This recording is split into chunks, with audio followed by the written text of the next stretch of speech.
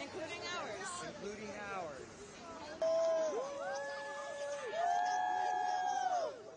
Keep TikTok! Oh, nice! That's so cool. Embrace it. Keep TikTok! Keep TikTok! Keep TikTok! Keep TikTok! Keep TikTok! Keep TikTok! Keep TikTok! My name is Tiffany Yu. I am joining you from Los Angeles, California, and I'm here because I'm a disability advocate, and TikTok changed my life and so many others within the disability community. What do you do on TikTok? I make disability advocacy content. I have a series called the Anti-Ableism series where I teach people how to be a better ally to disabled people, and it's got over 5 million views and 250 parts. Hello, my name is Eamon. I'm from Chicago, and I'm here because I talk about books on TikTok, and I encourage people to read, and I want to keep up doing that. TikTok has allowed my dreams that I used to have as a child to come true. I would hate the dreams of all of the other people that use the app that are inspired and educated for those dreams to be crushed. Do you have any concerns about China tapping into people's phones or security risks from China? Absolutely not. If I had any concerns about China, I would have the same concerns about right here in America sharing and selling our data too. I run a sticker shop, actually, and my son is a non-speaking autistic artist, and we tuck his designs inside of outlines.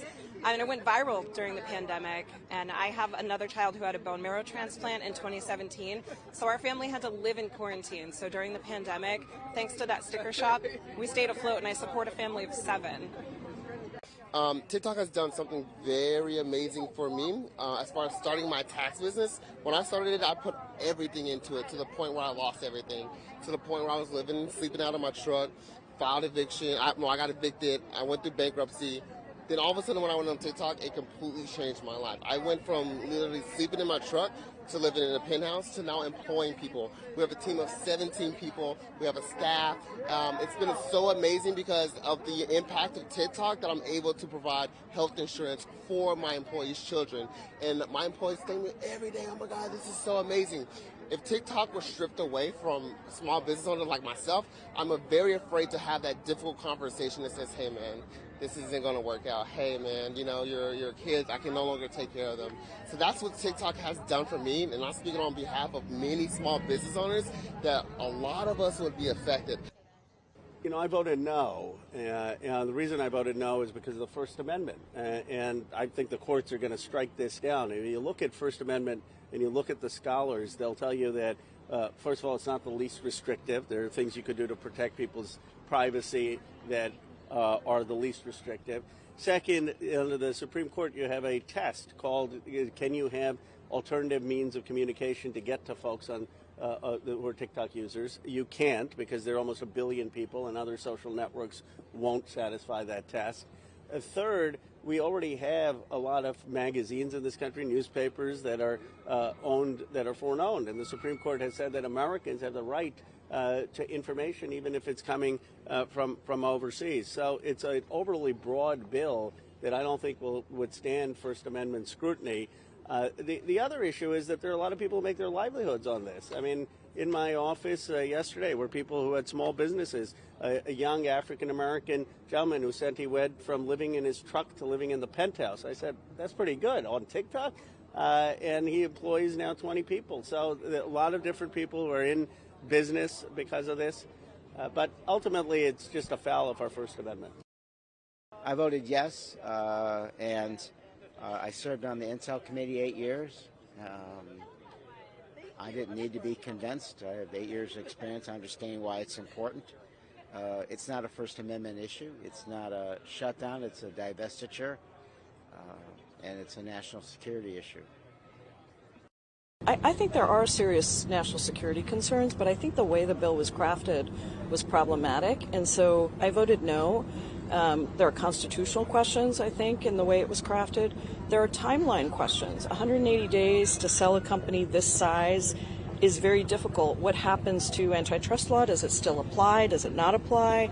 And I think, you know, the questions of if this is a de facto ban, I think that is a real problem. And so I also have problems, by the way, 4 countries are named, but if Saudi Arabia buys it, is that fine? Are we not concerned about the national security concerns in that situation? So I just think it's an important issue. It deserves to be addressed, but I think it should be addressed with more input and more thoughtful deliberation and understanding about how to make sure all these concerns are addressed. But if Congress wanted to be serious about protecting our national security from China, we would stop China from buying our farmland. We would stop China from investing in our universities. We wouldn't pursue the Green New Deal that forced Americans to drive cars that China owns 85% of the battery market worldwide.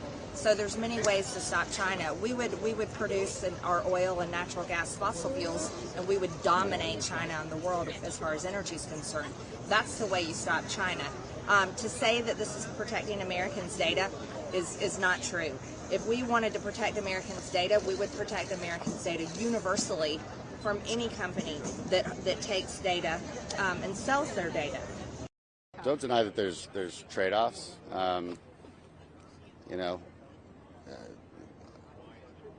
But it's not a ban on TikTok.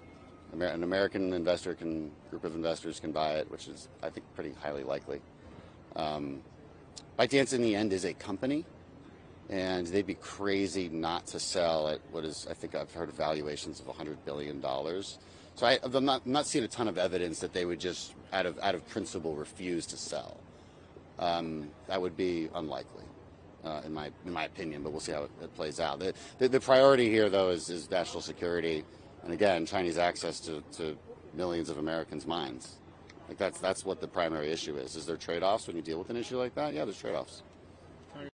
We are legislating in a new land with respect to apps and social media. So, this is America. Anybody can sue anybody, and so I wouldn't be surprised if it went to court. And there are issues there. But generally, I think the Congress is stating that the data rights of Americans have got to be safe from foreign government manipulation, and that's part of national security.